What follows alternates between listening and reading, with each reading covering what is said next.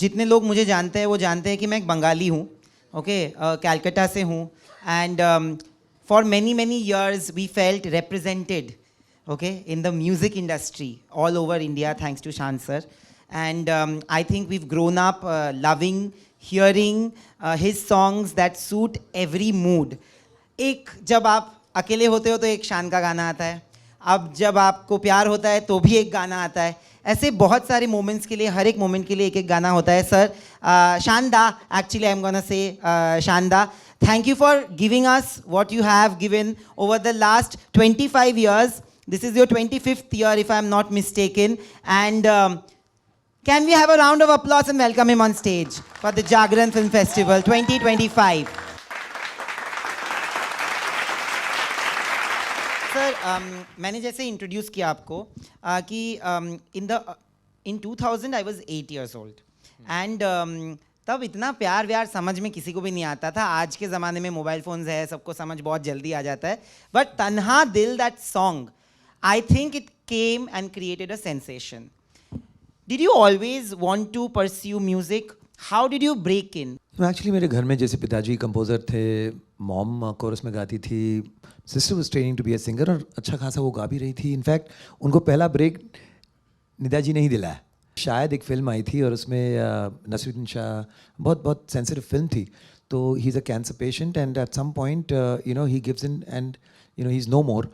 और वो एक शायर भी थे.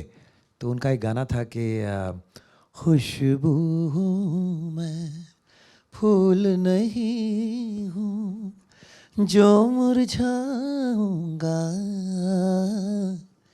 जब जब मौसम लहराएगा मैं आ जाऊंगा, मैं आ जाऊंगा, हो खुशबू हूँ मैं. तो इस गाने को उनको याद करके उनकी जो छोटी सी बेटी है वो गा रही है. So it's almost like there it is here and so it was very similar situation. तो ये सिचुएशन थी नहीं फिल्म में, लेकिन क्योंकि निदा जी सुनते थे कि बच्ची तो अच्छा गाती है, तो मानस मैं सिचुएशन बनाता हूँ, मैं बात करता हूँ डायरेक्टर से, सिचुएशन बना के बच्ची गा रही है और हम तभी सागरिका का पेट नेम था माइकू, माइकू को गवाएंगे. तो उस चक्कर में मुझे पहली बार मोहम्मद रफ़ी साहब का भी, उनका भी दर्शन हुआ. सब लेकिन मुझे कभी ये नहीं था कि मैं खुद गाऊंगा. घर में सभी गा रहे हैं तो यार सुनने वाला भी तो कोई होने. तो मैं स्पोर्ट्स में अच्छा था और पता नहीं मुझे ये दो नाम बहुत, जर्नलिज्म और एडवर्टाइजिंग, किसी को कहने के लिए ना बहुत इंप्रेसिव होता था. तो मैं हमेशा ये कहता था कि मैं या तो जर्नलिज्म करूँगा, इन्वेस्टिगेटिव, जब थोड़ा सा और उम्र बढ़ी तो सोचा इसको और भारी बनाऊँ, इन्वेस्टिगेटिव जर्नलिज्म करूँगा, या तो फिर एडवर्टाइजिंग में कॉपीज़ वॉपीज़ लिखूँगा. तो सिंगिंग का इतना कुछ था नहीं, लेकिन फिर चूँकि मॉडेस्ट लिविंग थी, had to make some money, तो काफ़ी ऑड जॉब्स काफ़ी कुछ किया.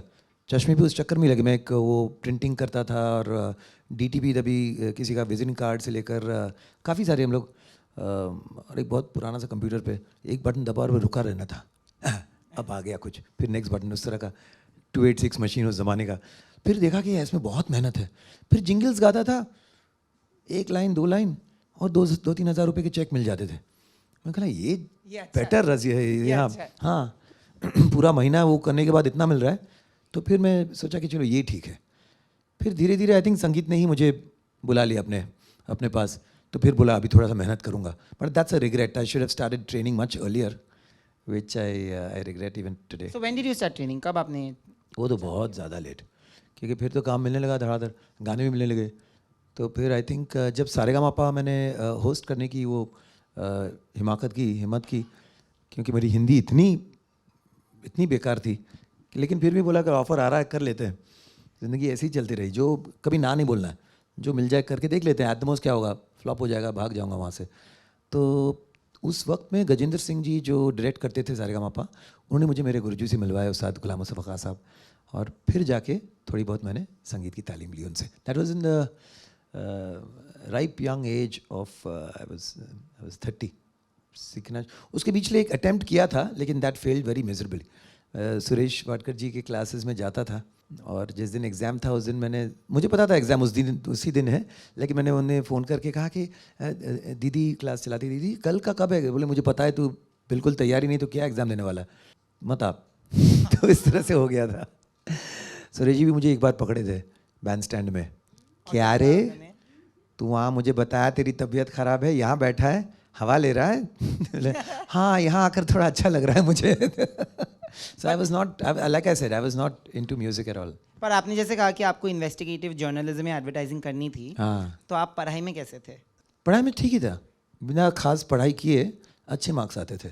डिस्टिंक्शन से 10th स्टैंडर्ड हुआ, 12th भी साइंस लिया, लेकिन फिर degree did with arts, but I can't prove that I am a graduate, क्योंकि वो एक अलग कहानी है। वो क्या कहा? But I am a graduate. नहीं, वो कहानी यही थी कि तभी वो university of Bombay from town ना कलीना शिफ्ट हो गई थी, तो 2-3 दिन वहाँ जा रहा हूँ, वो पता नहीं मेरा सर्टिफिकेट उनके पास है किसके पास है। मैं बोला आप ही रखो, मुझे नहीं चाहिए। अभी फिर 4 दिन घूमने के बाद बोल रहे अभी कलीना जाओ, तभी तो सुना भी नहीं था कलीना है कहाँ क्या है। मैं बोला रहने दो यार, बिना ग्रेजुएशन का ही कुछ कर लूँगा। You know, before I move on to the audience, मुझे ये जानना है, बिकॉज आज के ज़माने में ना एक बहुत बड़ा डिबेट ये है कि जो फिल्म के गाने हैं, जो 90s और 2000s के गाने थे, अर्ली 2000, इवन द लेट 2000, और आज के गाने में बहुत फ़र्क है। एंड आज भी when the singers who were the most popular in 90s 2000s they sing, people enjoy the songs more. आप बहुत ही बोल्ड हो, आप बहुत सारे चीज़ें आपने, अभी मैंने एक इंटरव्यू देखा जहाँ पे आपने बोला है कि मेरे पास इतने पैसे नहीं होते कि मैं एक मार्केटिंग करके एक गाने को हिट करा दूँ। You know, it is so important today to have voices like you. Do you feel that singing and bold होता तो कुछ और बोलता। पैसे तो हैं, लेकिन थोड़ी बहुत सच्चाई बाकी है ना उस चक्कर में। नो, बट आपको लगता है कि मतलब because of all this gimmick, गायकी या फिर कॉम्पोजिशन एक बैक सीट ले रही है या फिर हिट हो रही है? नहीं, ऐसी बात नहीं है। हर इरा में अच्छे गाने बनते हैं, अच्छी चीज़ें होती हैं, और हर इरा की अपनी एक डिमांड होती है। और अभी कल ही हम लोग फैंटम ऑफ द ओपेरा देख रहे थे, तो मैं यही सोच रहा था कि ये जब इन तरह की चीज़ें हो रही थी, और if you listen to the soundtrack, that was normal in the 1800s, 1900s. Things have deteriorated over the years, just for ease of communication. भाषा कितना बदल गया है इतने सालों में, तो ऑटोमेटिकली जो श्रोता हैं, और हम कमर्शियल म्यूज़िक की बात कर रहे हैं, तो उसमें जो मतलब जो अगर समझदारी नहीं तो हम क्या समझाएं, तो वो हालात हैं। तो जिस तरह से लोग जिस चीज़ को समझ सकते हैं उस दायरे के अंदर जितना हो सके लोगों को क्रिएट करना है। So it's a challenge even for those who are probably overqualified to be able to write to what is relevant today, but that is something we have to do, और वो करते आए हैं। अगर आप 60s में बोलते तो वो कहते थे कि अरे क्या गाने बन रहे हैं, 50s और 40s में क्या गाने बनते थे, आजकल क्या बकवास हो रहा है। And it just goes on like that, just goes on. Do you think जो बदलाव आनी चाहिए, फिर व्हाट इज़ द बदलाव दैट यू वुड वांट? नहीं, आप किसी यंगस्टर को पूछो, they are enjoying the music right now.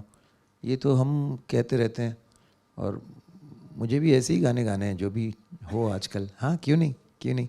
We have to stay aligned to what is happening.